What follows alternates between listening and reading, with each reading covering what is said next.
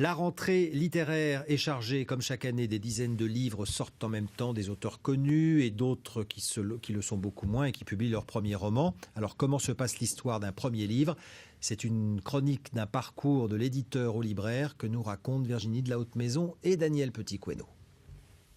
Je ne dis pas que c'est un chef-d'œuvre, mais humainement, c'est un livre intéressant. C'est l'un des coups de cœur d'Isabelle, libraire à Saint-Mandé. Pour cette rentrée littéraire, elle a posé son petit cœur rose sur l'ouvrage de Véronique Poulain, le récit d'une enfance avec des parents sourds-muets, un livre qu'elle conseille à ses clients.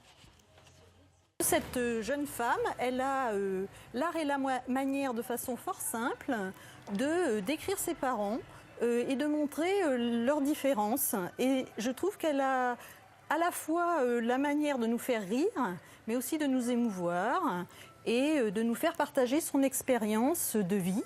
Cette jeune femme, la voici, qui ce jour-là se rend en clopinant chez son éditeur. Bon, j'ai cassé mes chaussures, donc voilà, d'où ma démarche.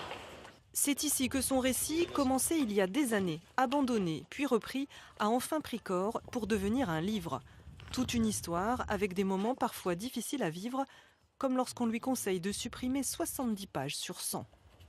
Ça m'a pas fait mal quand on m'a retiré mes pages parce qu'il y avait quelque chose qui me dérangeait dans mon livre depuis le début et je n'arrivais pas à mettre les mots dessus.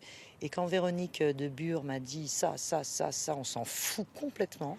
Et je me suis dit, mais oui, évidemment. Donc il ne restait pas grand-chose, mais ce qui restait, c'était vraiment très bon. Donc j'ai jeté les pages et maintenant, après, il fallait le refaire, quoi. Là, il y a eu un grand moment de peur. On est très fragilisé quand on écrit. Et surtout que souvent, moi j'ai affaire à des gens qui écrivent des premiers textes, qui ne connaissent pas, donc c'est difficile. C'est une expérience difficile. Puis après aussi, il y a toute la promotion, ça ne se passe pas forcément comme on veut. Car éditer un premier livre, c'est une prise de risque, un défi, mais aussi l'envie de faire émerger de nouveaux talents. Quand on a l'impression de commencer un manuscrit qui ressemble déjà à quelque chose d'autre que vous avez lu 10 minutes auparavant ou 24 heures auparavant, ça ne va pas. Et il faut que chaque texte soit profondément singulier, il faut faire entendre une voix.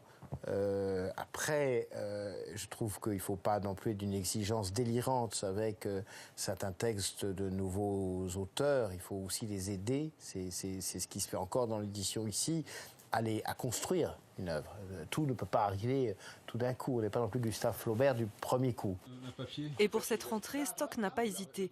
5 premiers romans, dont 2 qui démarrent fort, et le Véronique Poulain, comme on dit ici, qui semble promis à un bien bel avenir.